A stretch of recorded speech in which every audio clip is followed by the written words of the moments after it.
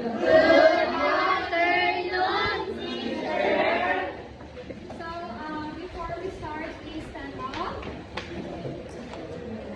And ask Nani to lead the prayer. Pass it, share it. So,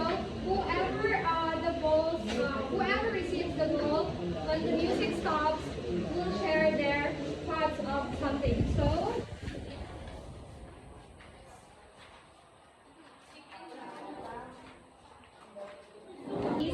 that is related to our activity earlier, which you can also relate.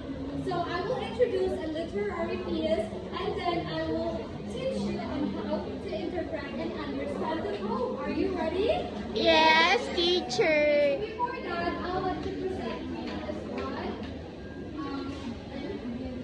I will teach you on how to interpret a poem or a poetry.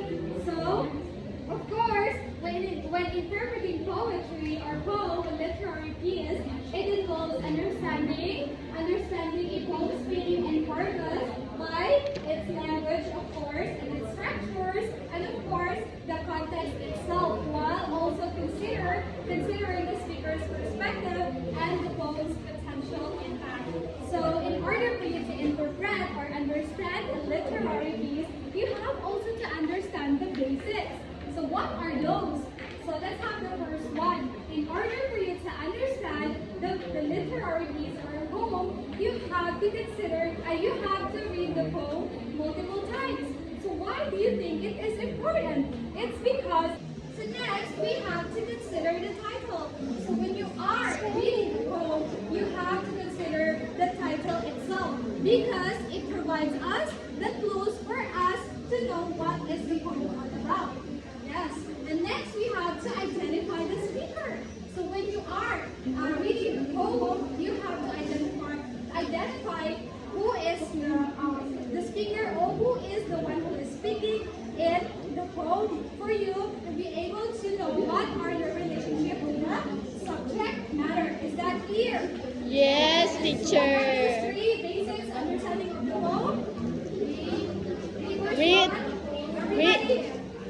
Read the poem multiple times. Consider the title. Identify the speaker.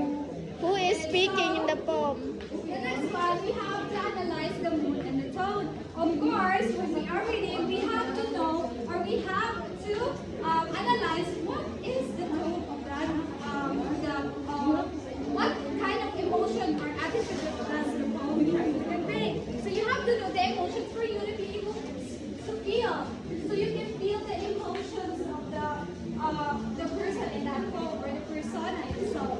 And the last one, for you to better understand the poem itself, is you have to paraphrase the poem. Why? This is the most essential one because when you are able to paraphrase the poem, you are able to get to improve your vocabulary and of course your reading comprehension. So when you try to paraphrase the poem in your own words or in your own understanding, you will be able to get the meaning or to go deeper to the specific message of that literary piece.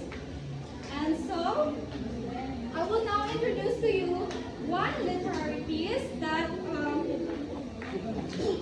and then the next thing I will do is I will teach you on how to interpret a poem and to understand the message of the poem. So, is it visible? Yes. Okay, so the poem is titled Obed Adam by Leigh Hunt at 1784 to 1959. So, the first, I'll let everybody to read the poem and I'll be the next one who will read. Is that clear? Yes. So everybody please read. Also in your own so you'll be able to understand the poem itself. So after I read the poem, I will have to paraphrase it and that's the time I will teach you on how to interpret the poem. So you better listen carefully for you to be able to answer my questions later. Is that clear? Yes, teacher. So Abu Ben Adam. Abu Ben Adam may describe Greece. Awoke one night from a deep